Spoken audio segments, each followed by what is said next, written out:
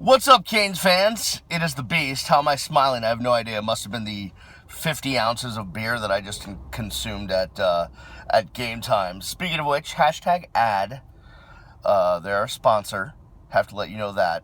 But we do really appreciate the efforts of Kelly and Bree and Rob and the entire staff at Game Time for once again hosting the Canes fam for a great watch party. Though, once again, the Canes failed to live up to any kind of expectations that one should have for a Division I college football team as they get crushed, absolutely pummeled, beaten down, hammered, just thumped, one of the above, by North Carolina 59-21. What's there to really say? The Canes committed about 700 penalties. They were ill-prepared for the Tar Heels. They didn't show up to the game. There's no one to fire after this one, although some would say that Mark D'Onofrio should probably not make the trip back from Chapel Hill as the hashtag WeFence once again sucked. But at this point, does it really matter?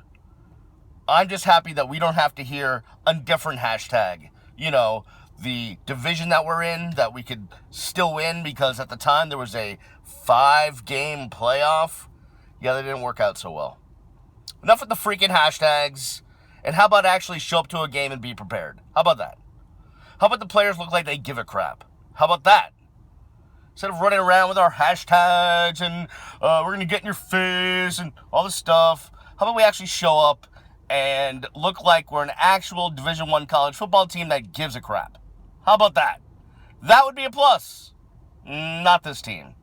I'm just so ready to get the season over.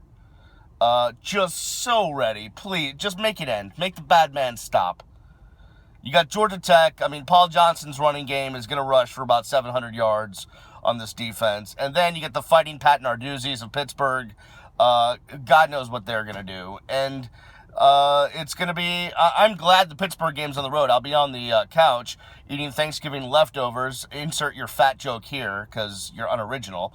And just watching that just debacle go down. But for all of you idiots that are saying, oh, well, they don't need they should boycott a bowl game and all that stuff.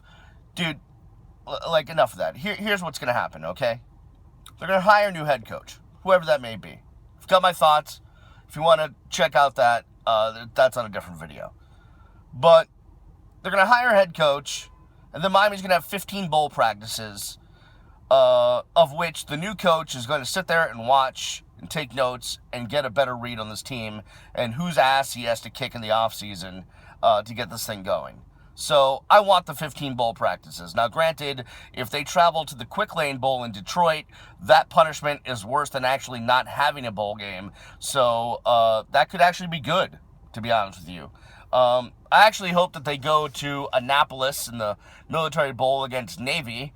Of course, Miami would get crushed by Navy. That quarterback will rush for about 17 touchdowns. But at least I might go to that game and see the Naval Academy, which seems pretty good.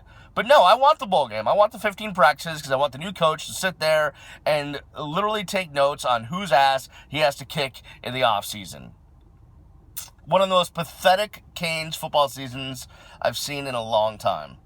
I didn't think it could get much worse than last year. But to just literally show up and not give effort. They literally look like they didn't care, they didn't give effort, what have you. I don't blame the coaches. At this point, it's on the players. Like, do you have any pride? Like, do you understand what logo is on your helmet? Has that not been explained to you? Evidently not. For the love of all that is holy. I've been saying that way too much. I mean, have some pride in yourselves and your school. For God's sakes. Jesus. Just miserable.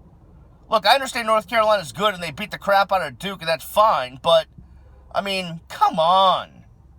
How do you turn the ball over and commit that many penalties and just selfish crap? Like, Stacey Coley, you should know by now. Like, you have no reason to get up and start taunting the other player. Now, as for North Carolina, you, Mr. Quarterback, and everyone else is throwing up the U and then putting the U around their Johnson.